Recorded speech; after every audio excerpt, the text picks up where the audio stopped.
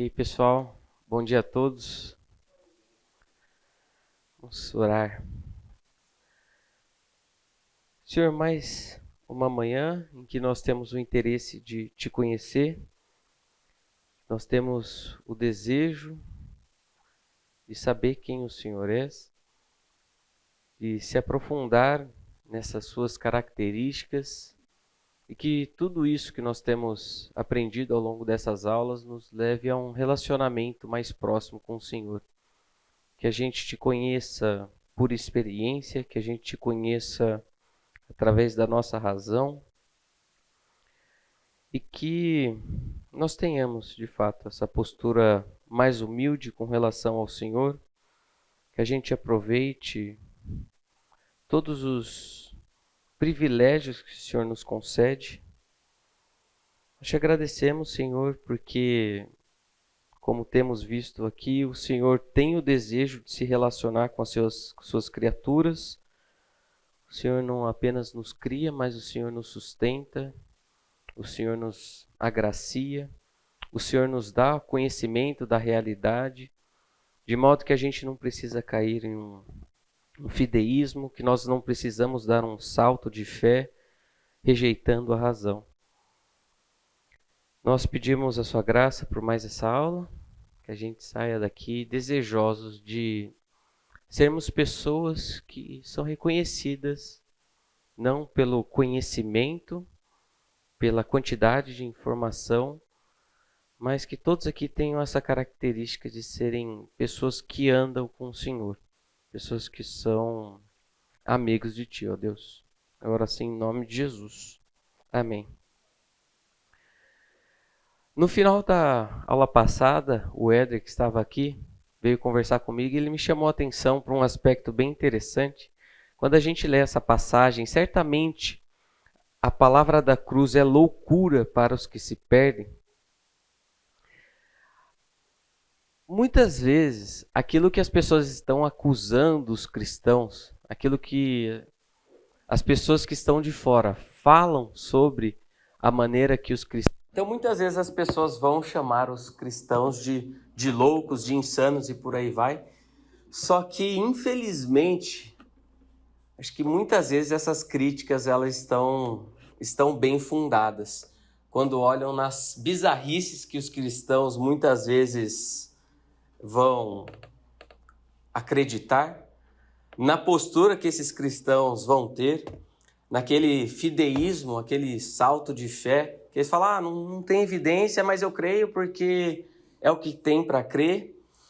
Ou quando a gente percebe alguns cultos cheios de desordem, cheios de bagunça, e as pessoas que olham de fora e chamam os cristãos de loucos, eles não estão chamando os cristãos de loucos por seu apego ao evangelho ou por viver a vida com Deus, mas porque eles estão efetivamente agindo como pessoas insanas.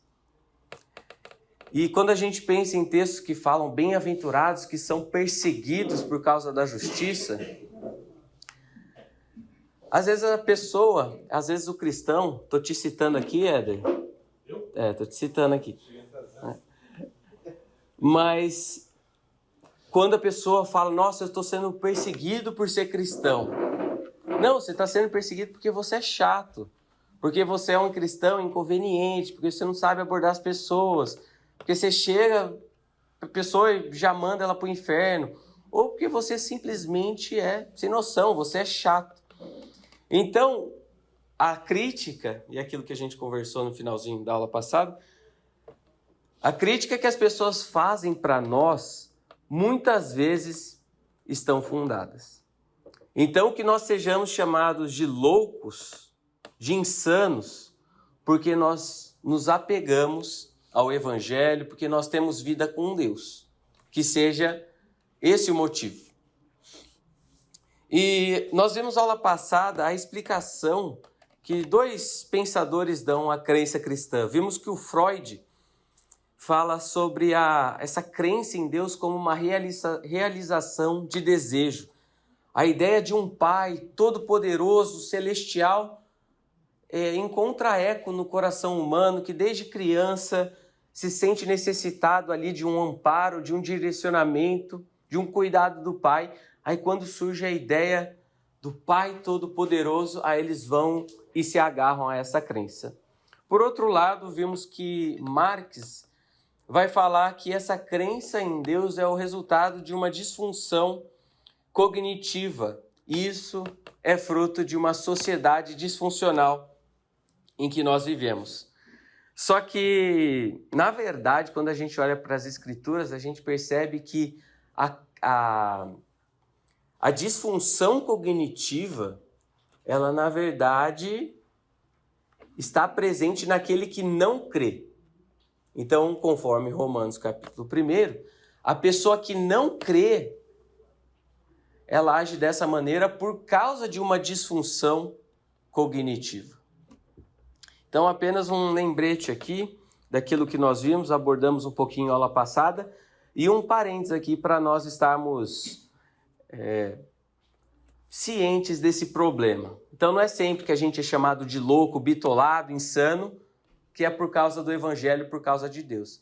Então, que nós sejamos desprezados e perseguidos por nosso apego à palavra de Deus. Tiago 2,19. Crês tu que Deus é um só? Fazes bem. Até os demônios creem e temem.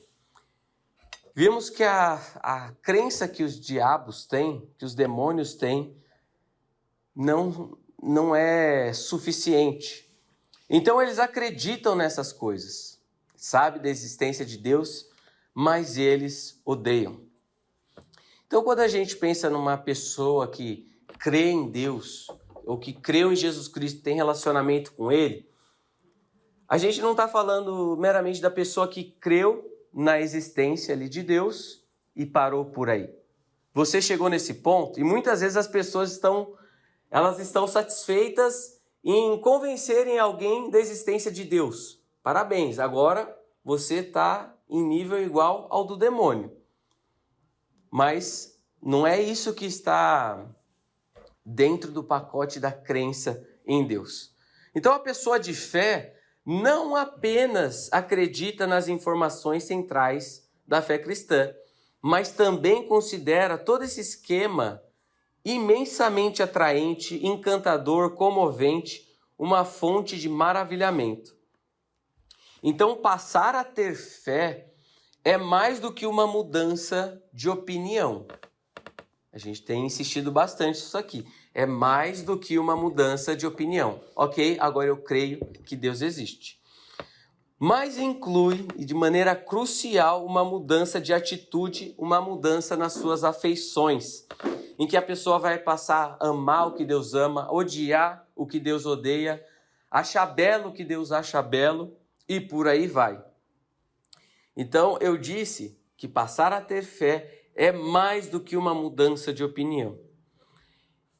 Então, se é mais do que mudança de opinião, hoje eu pretendo explorar um pouquinho mais com vocês quais seriam essas coisas que estão envolvidas no nosso conhecimento de Deus.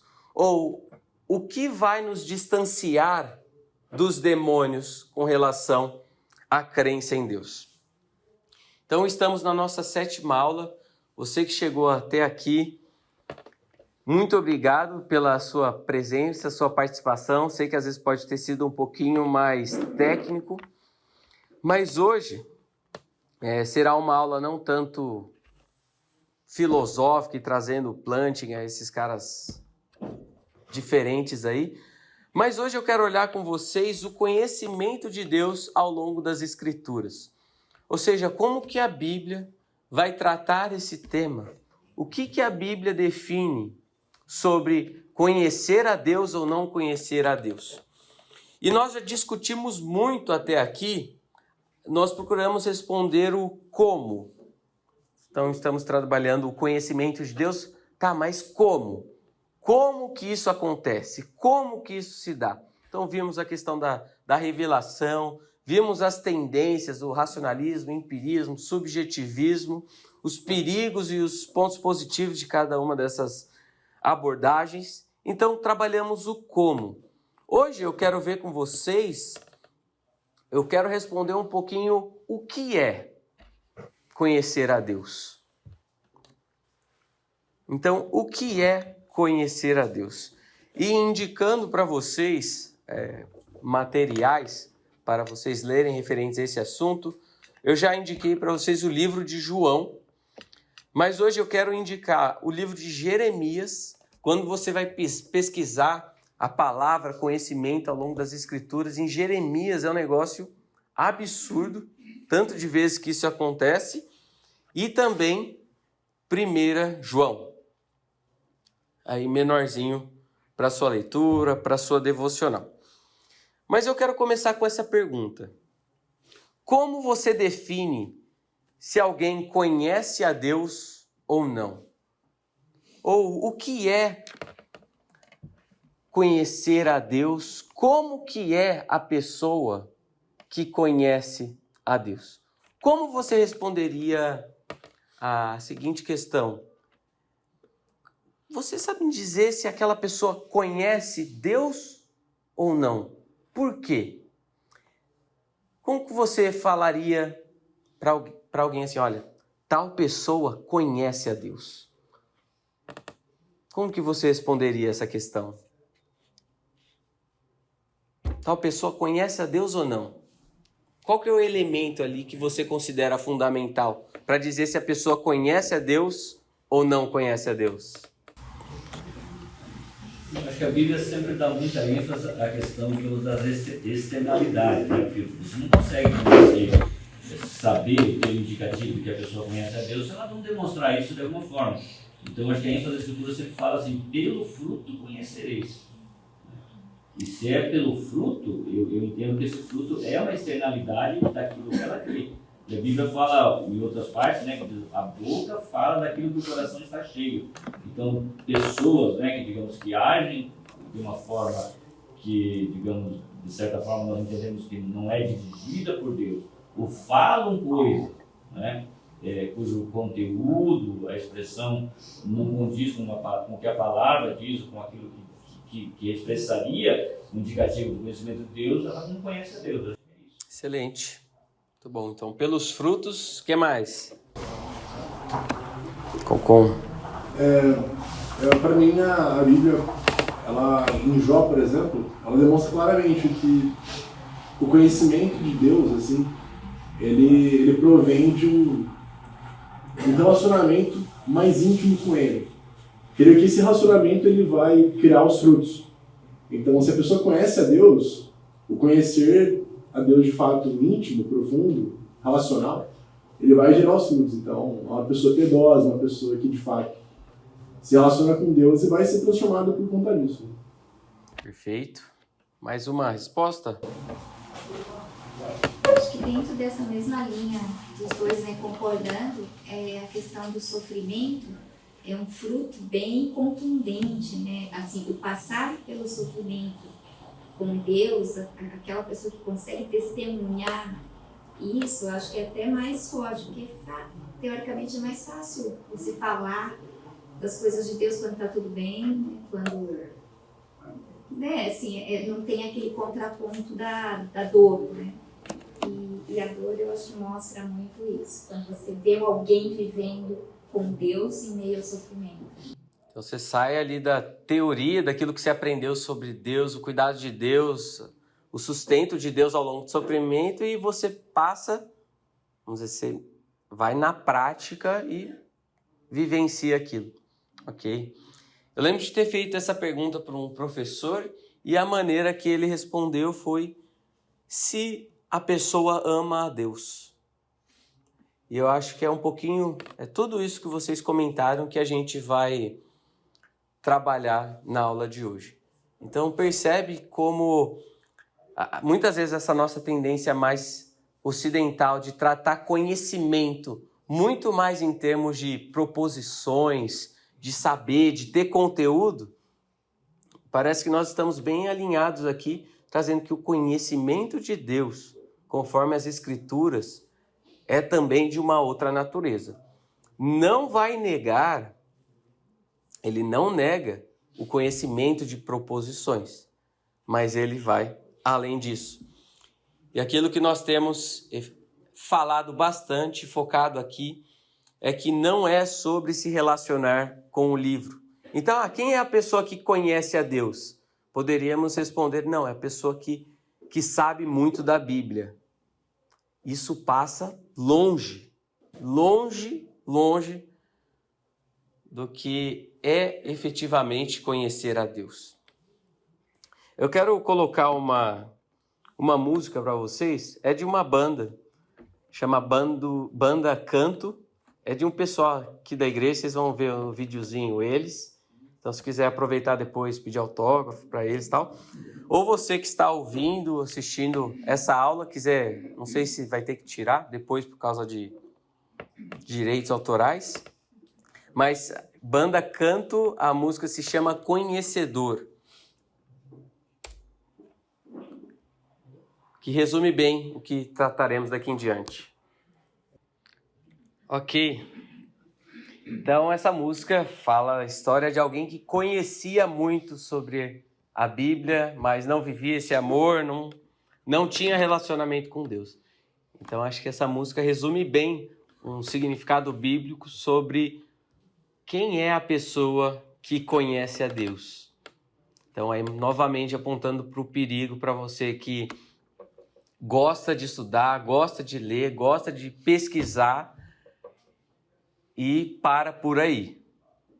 Que perigo há nisso? Principalmente pelo engano, pelo auto-engano que acontece nesse processo de você achar que você está bem com Deus, de você achar que está sabendo muito e que por causa disso você está bem com o Senhor, por causa do seu conhecimento de proposições, por saber versículos de cor e por aí vai. Então, eu quero tratar com vocês a principal palavra que acontece no Antigo Testamento para conhecimento e depois ir para o Novo Testamento e ver qual que é essa palavra. Vale a pena a gente notar que nós usamos a palavra conhecer, até na língua portuguesa, de maneiras distintas. Então, quando alguém pergunta para você, você conhece o presidente dos Estados Unidos? Às vezes a gente está trazendo a ideia, você sabe quem ele é? Acho que a gente não tem a expectativa de que a pessoa seja próximo ali do presidente. Ou quando a gente fala para alguém, você não conhece nada disso. Geralmente utilizamos uma frase assim para falar, você não tem vivência disso. Você não tem vivência nessa área, você não passou por isso, então você não conhece o que você está falando. Então, uma pessoa que tem filhos, que vai conversar com uma pessoa que não tem filhos, aí a pessoa fala, não, você não conhece.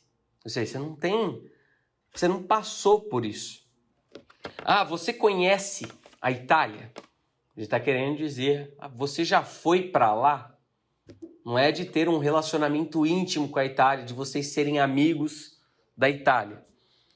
Você conhece bem essa matéria? Você tem as proposições corretas? Você entendeu o conteúdo? Então, nós utilizamos a palavra conhecimento, o conhecer, de diversas maneiras na nossa língua. E da mesma maneira vamos encontrar tanto no hebraico como no grego. E a principal palavra no Antigo Testamento é o iadá, que vai trazer uma ideia de distinguir, percepção contemplativa, algo que vai expressar familiaridade, expressa também relacionamentos mais íntimos, próximos. É uma palavra que é utilizada para relações sexuais. Então, em Gênesis 4, de coabitou Adão com Eva, conheceu. E relacionamento dessa pessoa com uma divindade. Então, essas são as principais maneiras que a palavra é usada. Mas o que nos chama a atenção, que deve nos chamar a atenção e que nós não falamos até este momento aqui no curso, é que temos falado muito sobre nós conhecermos a Deus. E é interessante quando a gente vai pesquisar essa palavra, o conhecer, tanto no Antigo quanto no Novo, a gente percebe uma boa ênfase no fato de que Deus nos conhece. Então eu quero começar por aqui. Ao invés de falar do nosso conhecimento de Deus, eu quero apontar, olha, Deus tem o conhecimento ao nosso respeito. E isso é significativo. Nós vamos perceber algumas implicações que nós temos para a nossa vida pelo fato de Deus nos conhecer. Bem, Deus cuida das suas criaturas. Então vou abordar nesse primeiro momento aqui o conhecimento que Deus tem de nós. Todas as vezes que a palavra estiver sublinhada, nós estamos encontrando aqui aquela palavrinha Yadá. Então Deus cuida das suas criaturas. Senhor, Salmo 144, 5. Que é o homem para que dele tomes conhecimento, e o filho do homem para que o estimes. Não está falando aqui, então, de um mero conhecimento cognitivo da parte de Deus do homem. Não, Deus sabe que o homem existe, que ele está lá. Aqui o salmista está expressando um certo espanto pelo fato do Senhor cuidar e se importar com as suas criaturas. Então, o conhecimento que Deus tem do homem, neste momento, está trazendo um aspecto desse cuidado de Deus com as suas criaturas. Isso também aponta a soberania de Deus. Deus não está indiferente ou sem envolvimento com as suas criaturas. Aquela ideia que Deus cria, faz as coisas funcionarem e fala tchau, fica distante. Ele aponta aqui, olha, e o filho do homem, não é uma referência a Jesus não, tá? Está se falando do ser humano. Para que o estimes, ou para que tanto o estimes, conforme outras traduções, traz uma ideia de considerar. Deus considera as suas criaturas. Deus estar consciente da existência, das necessidades, daquilo que a criatura está passando. Então, Deus cuida das suas criaturas. É isso que quer dizer aqui, que é o homem para que dele tomes conhecimento. A gente percebe que Deus colocou o seu amor. Jeremias 1:5. Antes que eu te formasse no ventre materno, eu te conheci. E antes que saísse da madre, te consagrei e te constituí profeta às nações. Então aqui nós estamos sendo informados que Deus coloca o seu amor àquele que conheceu de antemão. E se nós vamos entrar nós que não vamos entrar no tema da predestinação, eleição, nós percebemos que é algo semelhante que acontece. Um conhecimento prévio, não por aquilo que se a pessoa iria aceitar ou não, mas as Escrituras apontam o fato de Deus ter amado a pessoa e ter colocado o seu amor na pessoa antes dela nascer. Às vezes a gente acha isso um mistério extremamente complicado para entender. E lembrando que esse amor de Deus é incondicional, ou seja, Deus não escolhe as pessoas por aquilo que elas seriam, porque a pessoa era boa, era agradável, era atraente aos olhos de Deus, mas é porque Deus coloca o seu amor naquela pessoa. E em Deuteronômio capítulo 7 vai abordar um pouquinho sobre a eleição de Israel. E isso acontece também, vocês que são pais, vocês já oraram pela vida dos seus filhos quando eles ainda não tinham nascido? Ou seja, o seu filho não tinha nascido, ou você que hoje é mãe, que é pai, um dia orou pelo filho que teria? Isso acontece geralmente vamos dizer, numa antecipação em que você já coloca o seu amor naquele que um dia aconteceria. Então temos aqui uma jovem entre nós e ela olha, Deus, eu quero te pedir que o Senhor abençoe, que o Senhor me abençoe com um filho e que esse filho creia no Senhor e por aí vai. Então, isso que às vezes acontece com alguns, de orar por algo que ainda não existe, acontece aqui. Então, eu te conheci e traz essa ideia, novamente não informações ou um mero conhecimento. Ah, não, eu sabia que você ia existir. Eu coloquei o meu amor. Deus sonda as profundezas do coração. Enganoso é o coração, mais do que todas as coisas, e desesperadamente corrupto. Quem o conhecerá? Ou quem conhecerá esse coração? Quem que tem acesso à interioridade do coração do ser humano? Eu, o Senhor, esquadrinho o coração, eu provo os pensamentos, e isto para dar a cada um segundo o seu proceder, segundo o fruto das suas ações. Então perceba que há um aspecto positivo disso.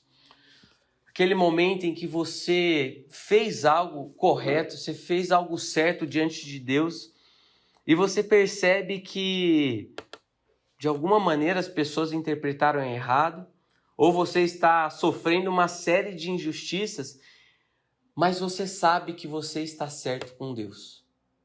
Fala, Deus, eu tenho a convicção, eu tenho a consciência de que eu estou aprovado por Ti quanto a isso.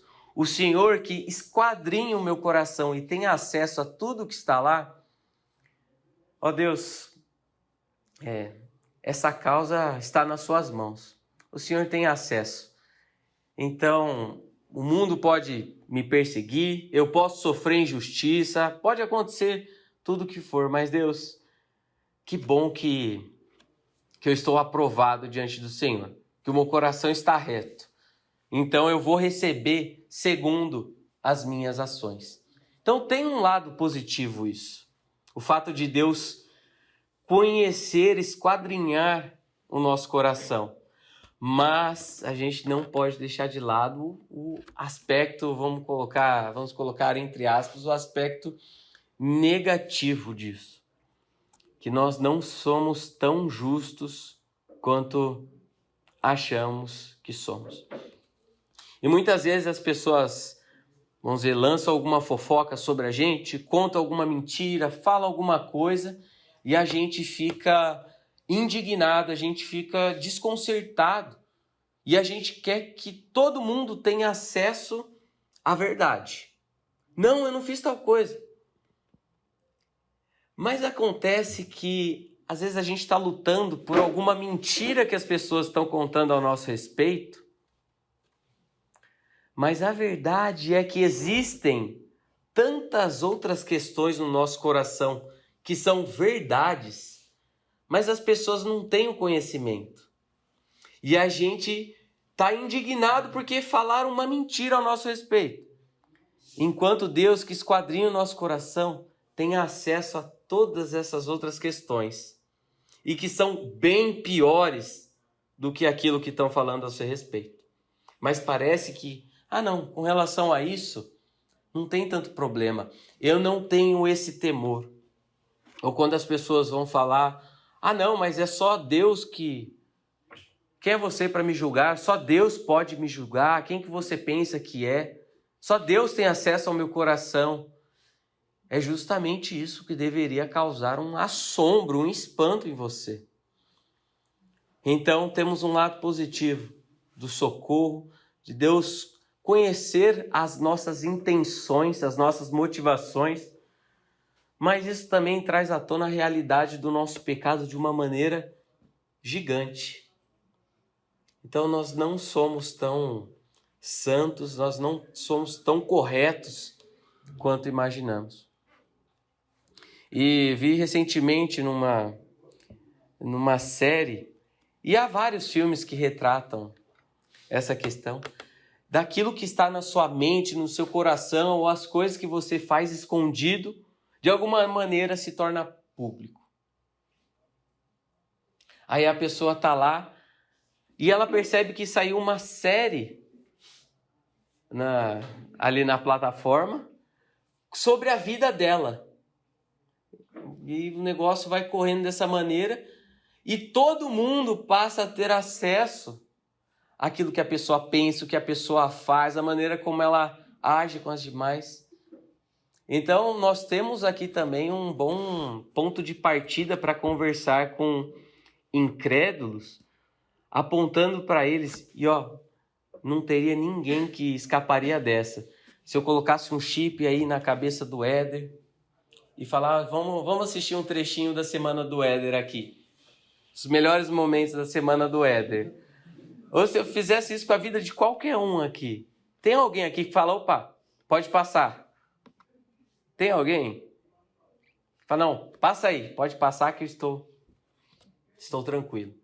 Deus, então, conhece o nosso coração.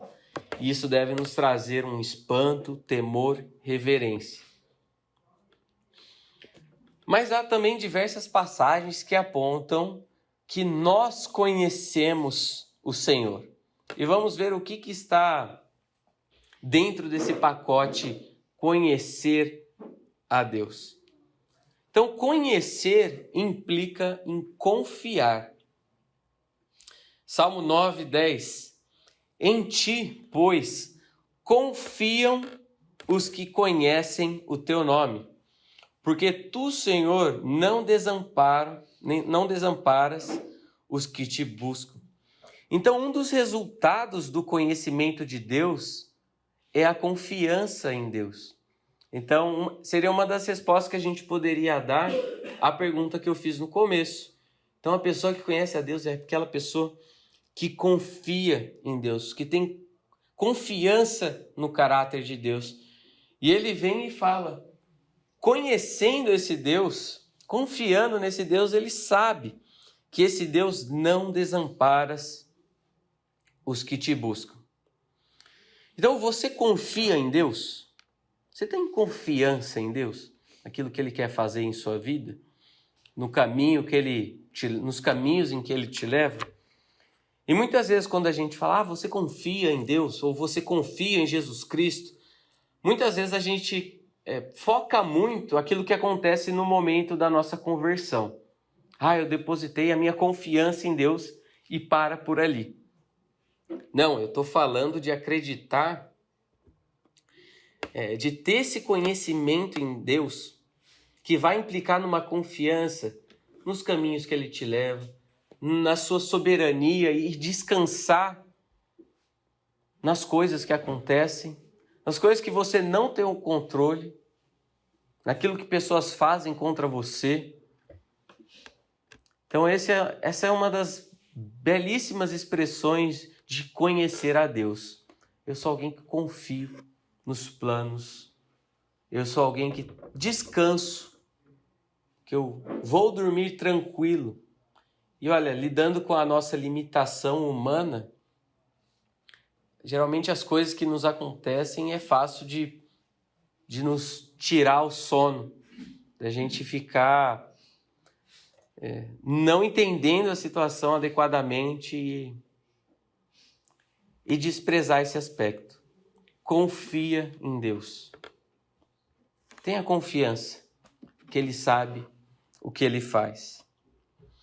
Então, lembrar do caráter de Deus, sua soberania, bondade e 3 atributos de Deus que são interessantes para a gente lembrar em momentos de adversidade, trazendo esse aspecto e dando subsídio para essa nossa confiança em Deus, lembrar que Deus é soberano, bom e sábio. Dá para falar um minutinho? Claro. Eu acho que esse versículo ele faz a gente pensar muito, né? Porque quando ele diz assim, em ti, pois confio os que conhecem operacional, né? Acho que aí é um paralelismo, ou seja, à medida que você conhece a Deus, é impossível você não confiar nele. Uhum. Ou seja, esse conhecimento de Deus traz essa confiança. Aí na segunda parte do versículo diz assim, porque tu, Senhor, não desamparas os que te buscam. Então, nesse sentido de que nós estamos aqui estudando sobre o conhecimento de Deus, esse conhecimento vem com caminhar. Ou seja, o fato de nós orarmos, nós vemos que Deus nos sustenta, e muitas vezes a gente só consegue ver isso através do retrovisor. No momento que você está vivendo a situação, você não consegue ver. Mas à medida que você vê o quanto Deus responde orações, o quanto Deus cuida de você por caminhos que às vezes você nem imaginava que Ele te conduza, mas Ele te conduz e no final você vê que deu certo. Ou seja, então esse versículo ele é muito profundo nesse sentido. Ou seja, à medida em que a gente busca conhecer Deus, aí vem a questão da responsabilidade humana, a gente aprende a confiar nele. E a gente aprende a confiar nele por quê? Porque ele nunca nos desampara e ele nunca nos desamparou. Né? Então é tudo. Né? Legal, é ter o retrovisor no seu espaço, no seu lugar adequado, não ficar só ali, às vezes a pessoa só falando, que Deus fez no passado, que Deus fez no passado, olha como eu era, mas você está ali com o retrovisor e isso te dá, não, vamos seguir aqui com Deus. Muitas vezes a gente esquece. Tem uma historinha que reflete bem isso. Conhecimento. Por exemplo, eu tenho um filho que tirou um brevet de um avião. Eu conheci, soube e vejo o brevet dele. Agora, ele disse, vamos dar uma volta no avião? Aí a confiança que eu tenho que ter nele para poder andar com ele no avião. Aí, Com o Senhor, ele está tudo sempre. perfeito. Se não fosse o Senhor soberano, bom e sábio, a gente não vou entrar nesse avião não, né? Mas a gente tem o porquê confiar nesse Deus, né? Nesse piloto. Mais algum comentário? Então, 4,18. O Senhor me livrará também de toda obra maligna, me levará salvo para seu reino celestial. A confiança de Paulo que Deus completaria a boa obra, salvaria ele. Inclusive ele começa a falar que livrou da boca do leão, então ele sabia quem era Deus. Esse relacionamento pessoal com Deus, sabendo que Deus é o Deus que nos desampara, que busca, e é o Deus que salva e que dá aquilo que promete. olha só para a pessoa que às vezes está enfrentando alguma doença ou questão de idade que o assunto morte já começa a estar mais próximo dela. Olha a confiança que a pessoa, a certeza que a pessoa pode ter no que tem diante dela, né? Muito bom. Romanos 8:28. Né? Uhum. Tudo coopera para o bem daqueles que... Sim. Então, é pecado da nossa parte mesmo, essa nossa desconfiança, ceticismo diante de Deus. Ok, vamos para o intervalinho então, gente. Já voltamos. Ok, gente, voltando então, o conhecimento no Antigo Testamento. Relacionamento gera conhecimento. Salmo 25:14. A intimidade do Senhor é para os que o temem, aos quais ele dará a conhecer a sua aliança. Alguém está com a NVI? Pode ler para a gente?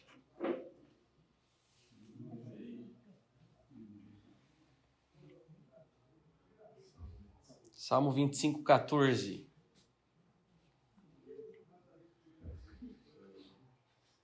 O Senhor confia os seus segredos aos que o temem e os leva a conhecer a sua aliança. Ok.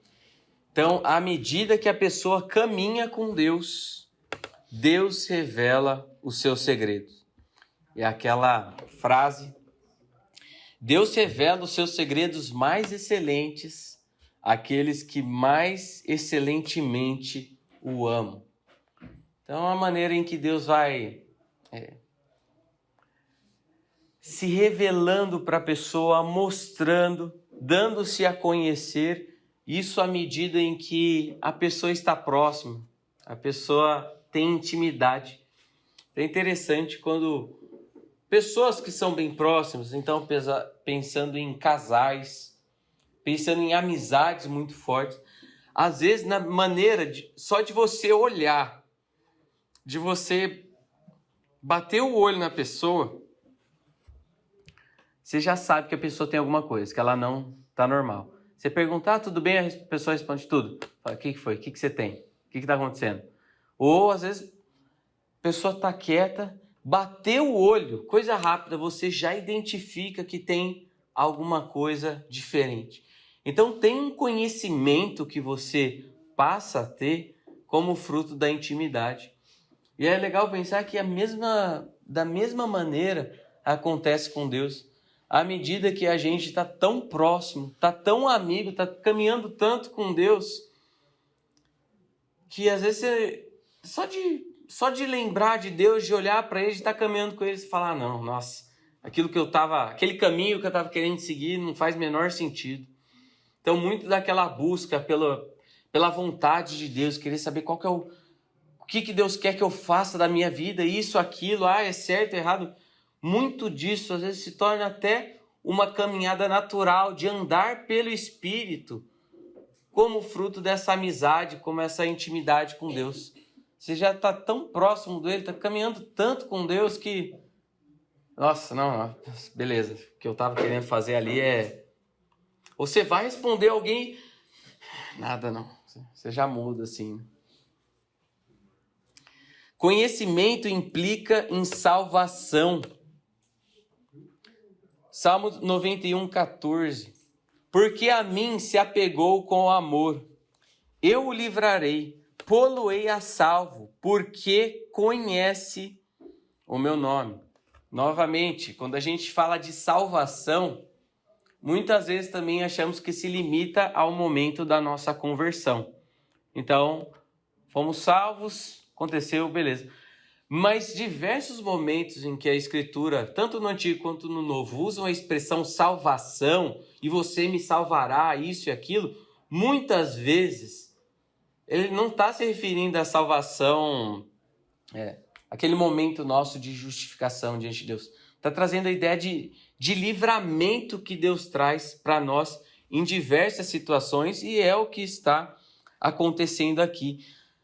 Então, conhecimento implica em salvação. Interessante que ele usa aqui novamente essa questão da intimidade, da aproximação. A mim se apegou. Jeremias 31, 34. Conhecimento implica em relacionamento. Não ensinará jamais cada um ao seu próximo, nem cada um a seu irmão, dizendo, conhece ao Senhor. Por quê? Obrigado.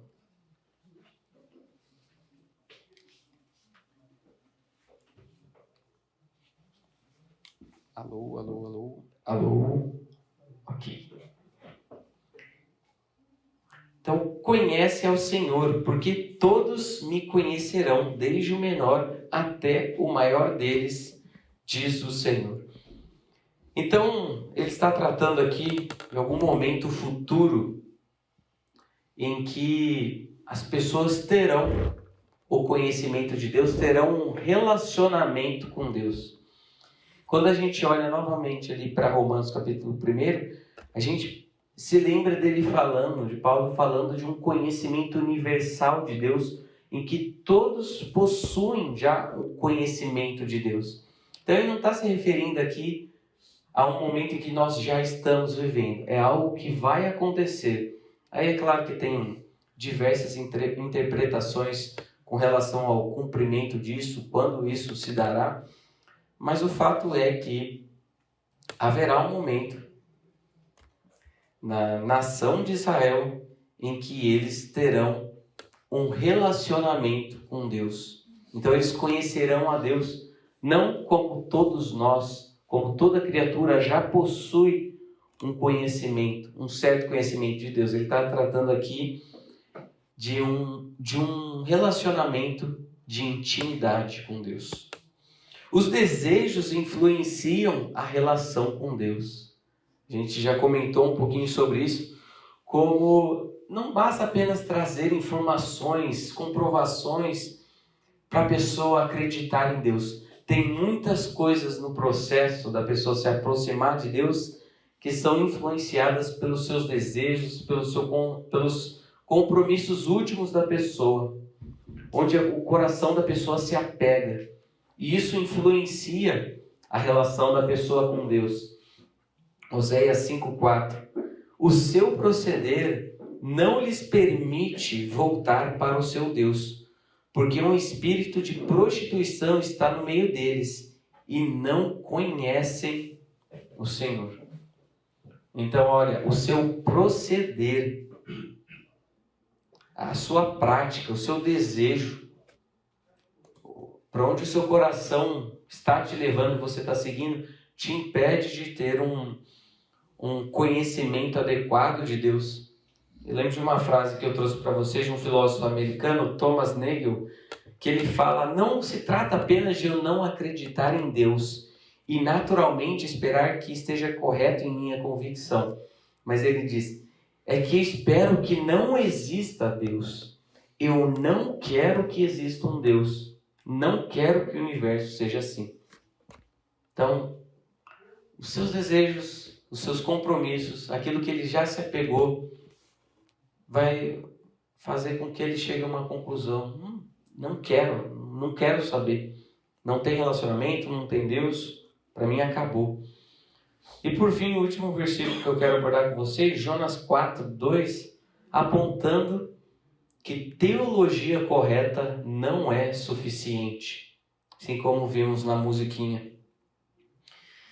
Por isso, me adiantei fugindo para Tarsis, pois sabia que és Deus clemente e misericordioso e tardio em irar-se, e grande em benignidade, e que te arrependes do mal. Então Jonas, ele tinha uma teologia muito correta, ele sabia muito sobre Deus. Olha todas as características, todos os atributos que ele fala sobre Deus. Ainda assim, isso não fez com que ele tivesse uma postura adequada diante da sua missão, diante da sua frustração em ver que Deus iria perdoar uma nação perversa, de que Deus iria salvá-los. Então, teologia correta não é suficiente. Vamos agora para o Novo Testamento. E qualquer momento que vocês quiserem parar, fazer alguma pergunta, alguma consideração, quiserem contribuir em algum momento, fiquem à vontade. Então, no Novo Testamento temos a palavra gnosko, e também vai trazer essa ideia diversa em vários aspectos do conhecimento. Então, de adquirir informação, de fazer isso por meios familiares, por meios experienciais, de experiências pessoais, de ter também relação sexual. Então, a pessoa que conhece, que conheceu no Novo Testamento, é também utilizado. Então, parece que há uma ligação bem profunda entre essas duas palavras, o iadá e o gnosko. Vamos apontar novamente esses dois passos. E é o que acontece no Novo Testamento. Vai falar que o Senhor nos conhece, que Ele tem esse conhecimento profundo da nossa natureza, da nossa limitação, mas vai falar também que nós temos o conhecimento de Deus. Então, Deus conhece a natureza humana. Estando ele em Jerusalém, durante a festa da Páscoa, muitos, vendo os sinais que ele fazia, creram no seu nome. Mas o próprio Jesus não confiava neles, porque conhecia a todos. E o versículo 25 vai falar: e não precisava que ninguém lhe desse testemunho a respeito das pessoas, porque ele mesmo sabia o que era a natureza humana. Então percebe aqui que Jesus ele não vai ficar espantado com essas demonstrações de fidelidade, de resposta positiva àquilo que ele manifestou. E parece que nós temos esse problema. Então, às vezes a pessoa vai para o acampamento, vai fazer alguma coisa, fala que teve uma experiência com Deus e que agora vai mudar de vida. E a gente fica espantado com isso. Nossa! Mas Jesus, ele não ficava surpreso com isso. Ele sabia. Ele já tinha o conhecimento do coração, da natureza do homem. Até eu ouvi recentemente uma história. Fala, Cocom. Isso me lembrou de uma jovem que eu estou evangelizando, que ela trabalha comigo. Ela é mais velha, ela tem uns 30 anos. E ela nasceu na igreja. Ela não vai ouvir essa aula não, né, na internet. Ah, tá, então pode falar. Ela nasceu na igreja e hoje ainda está na igreja. Só que é uma jovem, tadinha, que ela, quando começou a faculdade assim, ela meio que teve uma desilusão amorosa com o namorado e depois disso desbandou, assim. Daí foi mundo afora, assim, conhecendo e tal. E hoje ela meio que fala que tem um pouco de... Ela crê em Jesus, mas acha que Deus é mau, de alguma forma, e tem uma relação muito estranha com Deus. E infelizmente, tipo, eu não creio que ela, de fato, tenha um relacionamento com Jesus, né? Só que ela fala, eu sei quem Deus é. Ele já me curou. Ele já me livrou de males. Ele já me falou coisas. E eu lembrei que a multidão em Jesus, né, ela foi curada por Jesus diversas vezes. Né? Então Jesus curou milhares de pessoas. Só que foram as mesmas milhares que depois crucificaram também Jesus. Então, experiências milagrosas ou até espirituais, de alguma forma, né, não garantem nada. Nenhum tipo de relacionamento. Né? Tanto que está escrito aí, né, que eles creram no nome de Jesus, mas Jesus não confiava neles. Uhum. Então, apesar de ter experiências, sem relacionamento, sem de fato entregar a vida, né, não adianta nada. Né? Por isso que eu estou evangelizando ela de novo. Interessante. É parecido com isso que você comentou também. Eu ouvi recentemente uma pessoa aqui da igreja que os pais estavam um pouco ansiosos, estavam extremamente preocupados porque o filho, havia informação de que o filho estava usando drogas e tudo mais, aí pegaram o pastor depois do culto, estava acontecendo o culto, chamou e tal, aí a pessoa foi conversar ali e falou, viu, você está usando droga? Aí a pessoa falou, não estou usando droga, não estou usando droga, não estou mais usando droga. E quando foi a última vez que você usou? Quinta-feira. Ou seja, a pessoa... coisa rápida. Tomou a decisão, quinta-feira, não, já tô liberto disso, já não tenho mais problema nessa área, isso daí para mim já passado, a santificação não acontece dessa maneira. Então às vezes a gente fica surpreso com algumas respostas que as pessoas dão, de aparente fidelidade, de desejo de seguir a Jesus. Isso ensina pra gente também ter um pouco de cautela para chegar em algumas conclusões. Então, isso todo dia na internet, né? Quando tem um famoso que passa por um problema e de repente se converteu. Aí passa o problema e ele se desconverte. Pensando assim na vida dos apóstolos, né? Andaram tanto com Cristo, e na primeira já, a hora que chegou na hora do vamos ver mesmo, todo mundo, cada um para um canto. Né? Pedro negou 3 vezes, que também exige um pouco de tempo, maturidade, para solidificar a fé. Né? Então, isso não pegou Jesus de surpresa. Então, não confie também tanto em você. Não tem essa postura de Pedro. Não. Olha, Deus pode deixar comigo que a partir de agora nunca mais vou fazer isso. Que agora pode deixar que eu tô firme com Deus, contigo, né? Pode deixar. Jesus olha aquilo e fala, tolinho. Então Deus possui um conhecimento profundo. 1 Coríntios 3:20. E outra vez, o Senhor conhece os pensamentos dos sábios, que são pensamentos vãos. Então, especialmente aqui na carta de 1 Coríntios, que Paulo vai fazer um contraponto bem significativo com aquela sabedoria do mundo com a loucura de Deus. Que eles vão achar que eles estão propondo uma salvação, que eles estão propondo um caminho para uma vida adequada. Isso tudo maravilhoso através de seus pensamentos, da sua própria capacidade. Então o Senhor conhece e Ele sabe que isso não vai dar em nada. E muitas vezes nós ficamos iludidos com alguns aparentes métodos de salvação para mudar de vida, para você se transformar. 12 passos para você ser feliz, 13 maneiras de tal coisa, 5 linguagens de sei lá o quê. E ele, nossa, uau! Então, Provérbios 14, creio que seja o versículo 12, que vai falar: há caminhos que ao homem parece correto, mas o fim o quê?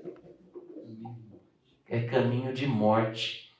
Então, o fato de Deus já saber o caminho, que o caminho ele vai resultar em morte, o fato é que nós conseguimos enxergar apenas aquele primeiro momento. A gente não tem acesso ao que vem depois.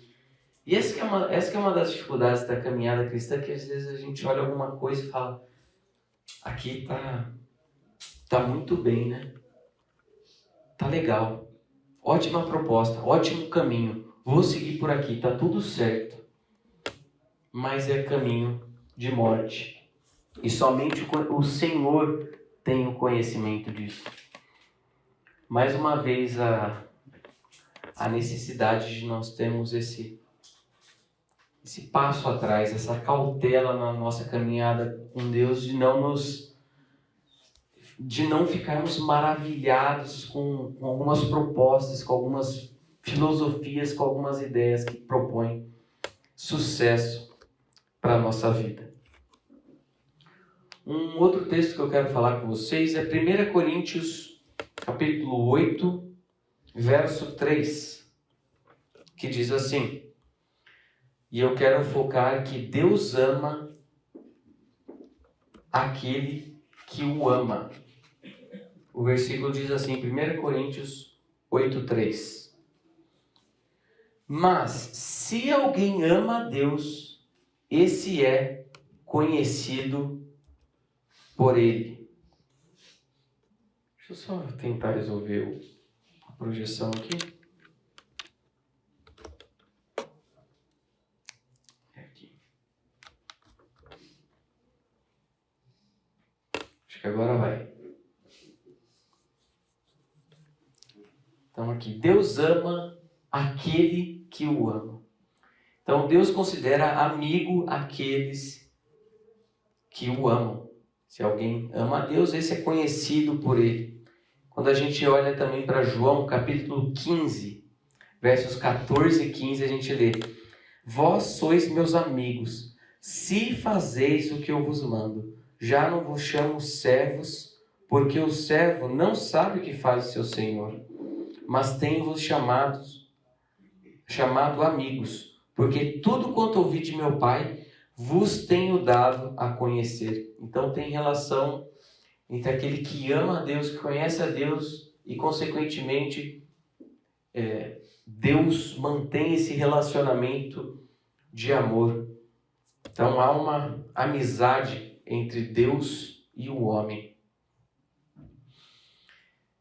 E quando a gente pensa também em muitas dessas propostas de defesa da fé, em que a pessoa quer, e lembrando do texto lá da fé dos demônios que a gente comentou, a gente quer que a pessoa creia que Deus existe. E muitas das propostas, dos argumentos para a defesa da fé, querem chegar ali, que Deus existe. Mas isso não chega ao ponto para falar quem é Jesus Cristo, para falar da sua doçura, do seu perdão, dessa caminhada com o Senhor, e também não vai falar desse relacionamento de que o homem pode ser amigo de Deus. Então chegar na existência de Deus não é o final da jornada. É falar que agora esse Deus também quer ser amigo do homem. E Deus não mantém amizade com o perverso. Então, dentro aqui do contexto do Sermão da Montanha, em que as pessoas estavam falando para o Senhor que profetizaram em seu nome, que expeliram demônios e fizeram muitos milagres. Aí aparece o versículo: então lhes direi explicitamente: nunca vos conheci. Apartai-vos de mim, os que praticais a iniquidade. Então Deus não mantém amizade com o perverso, mesmo que este faça muitas coisas para ele. Então aquilo que a gente comentou de Deus olhar o coração, é muito fácil encontrarmos pessoas que estão fazendo um monte de coisa para Deus, produzindo muito para o reino de Deus. Pessoa que está aqui na igreja envolvida em milhares de ministérios, fazendo um monte de coisa. Mas e o coração? Como que está nesse processo?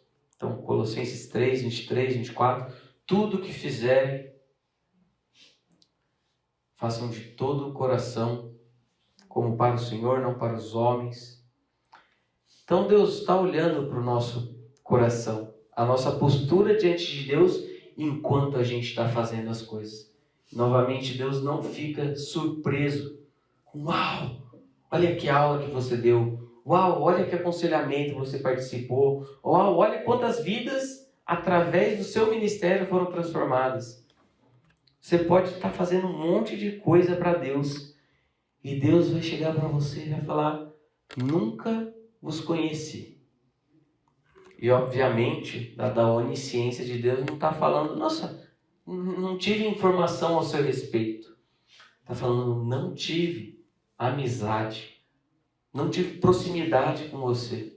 Você acabou fazendo um monte de coisa, mas você tentou fazer isso de uma maneira autônoma. Você não contou comigo. Você não me ama. Você está fazendo um monte de coisa, mas você não me ama. E quando a gente pensa na retribuição que a gente receberá pelo nosso trabalho, não será pelos frutos do nosso trabalho, mas pela nossa fidelidade a Ele no trabalho.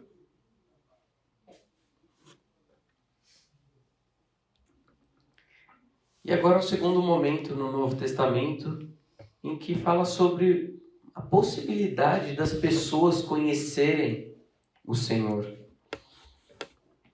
Conhecimento dos mistérios de Deus é graça. Mateus 13, 10 e 11. Alguém pode ler para mim, por favor? Então se aproximaram os discípulos e perguntaram: por que lhes falas por parábolas?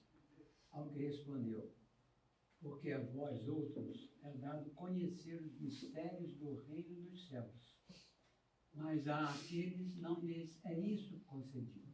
Ok. Às vezes a gente acha que Jesus falava por parábolas para facilitar o entendimento das pessoas. Não, deixa eu contar aqui uma historinha, deixa eu fazer alguma alusão, alguma coisa que acontece, que eles estão por dentro, para facilitar a compreensão deles. Não, é o contrário disso. E aqui a gente percebe: porque a vós outros é dado conhecer os mistérios do reino dos céus. Aí vai falar: mas a eles não tem. Eles não possuem essa graça. A eles os olhos não são abertos para compreender esses mistérios que eu estou falando com vocês. E é interessante a gente notar também que essa expressão que aparece, dado conhecer, aparece na voz passiva. Então, não é capacidade, esforço e atenção da pessoa para ouvir aquilo que está falando e chegar a alguma conclusão. É graça. É Deus quem dá a conhecer os seus mistérios.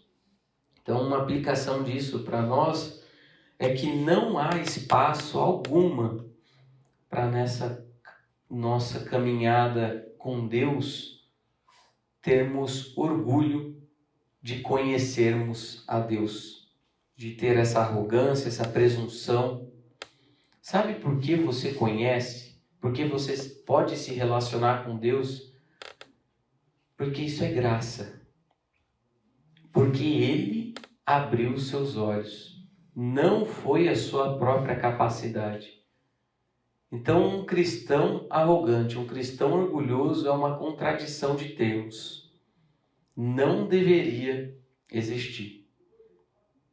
E às vezes a gente é acusado de sermos pessoas arrogantes, orgulhosas, quando falamos que temos o conhecimento de Deus, que nós conhecemos o Senhor do Universo. Aí as pessoas olham para a gente e podem falar que isso é uma asseveração orgulhosa. Mas aquilo que a gente tem tratado ao longo do curso, o que esse texto fala, é que a maneira em que a crença em Deus é produzida, que vai mostrar que a nossa crença nele tem aval, que ela é justificada, que ela é racional, mas que isso não é produzido por nós, é o mecanismo que Deus coloca, é a atuação do Espírito Santo para produzir a crença, é o testemunho interno do Espírito Santo, é a atuação dos sensus divinitatis, dessa noção de divindade, a Bíblia.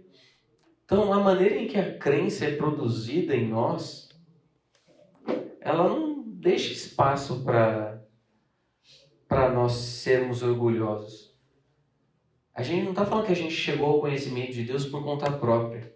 A gente pode sim falar que conhece a Deus e até que tem amizade com Deus, tem proximidade com o Senhor do Universo.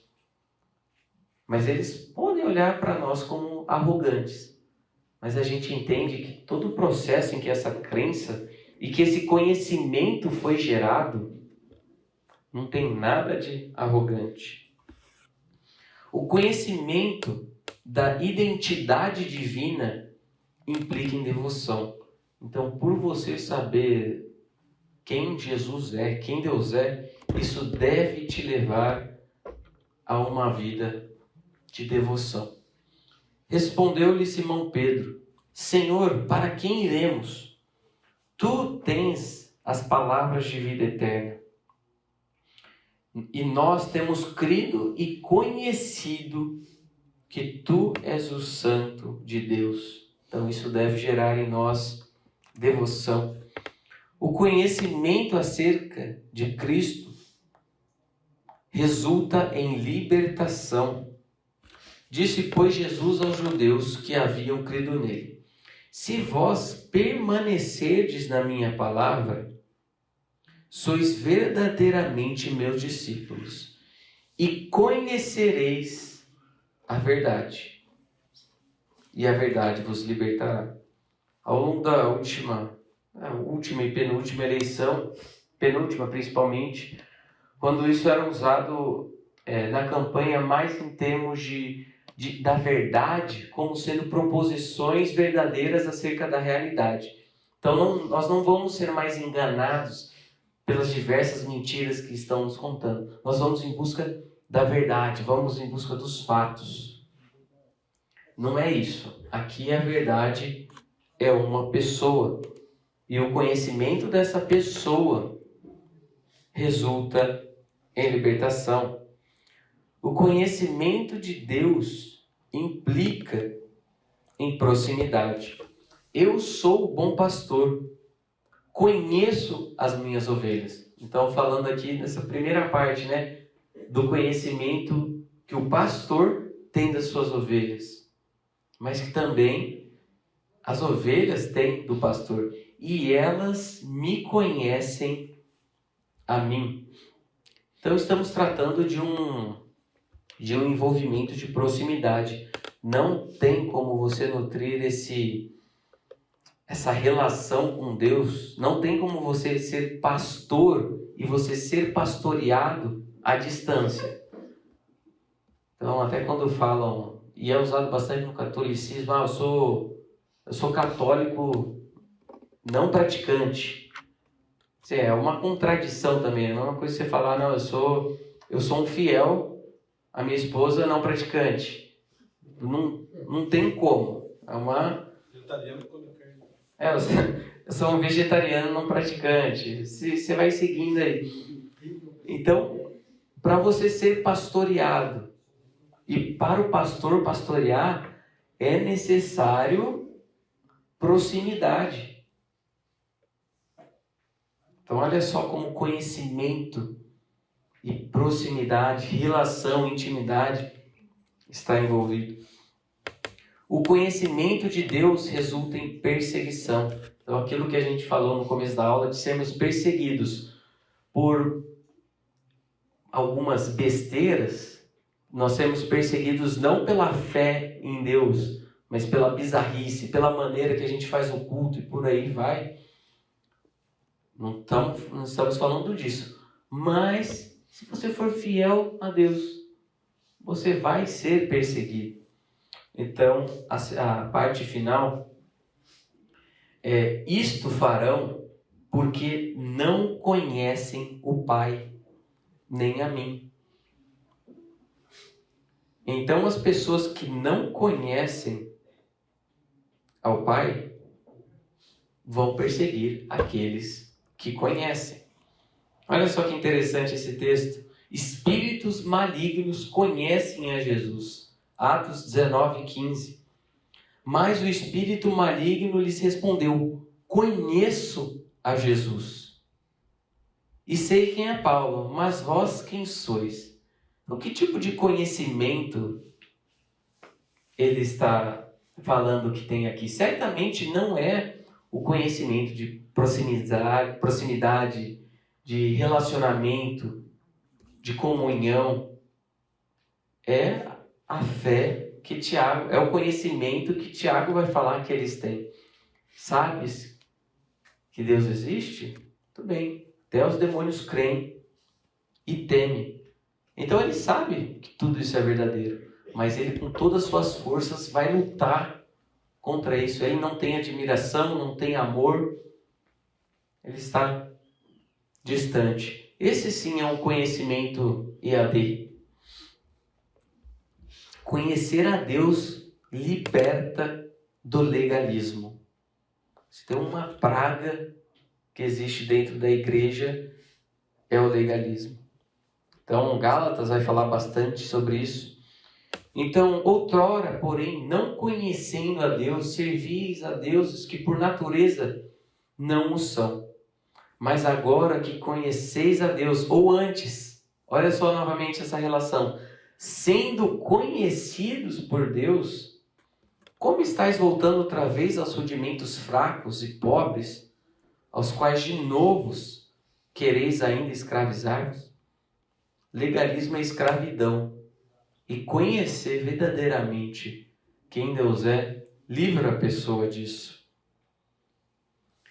Quem não obedece, não conhece. Então aquele que diz, eu o conheço, mas não guarda os seus mandamentos, é mentiroso e nele não está a verdade. Quem conhece não vive pecando. Todo aquele que permanece nele não vive pecando. Todo aquele que vive pecando não o viu, nem o conheceu. Quem não ama não conhece. Aquele que não ama não conhece a Deus, pois Deus é amor. Então, concluindo, como você define se alguém conhece a Deus ou não? Aquela pergunta que eu fiz no começo.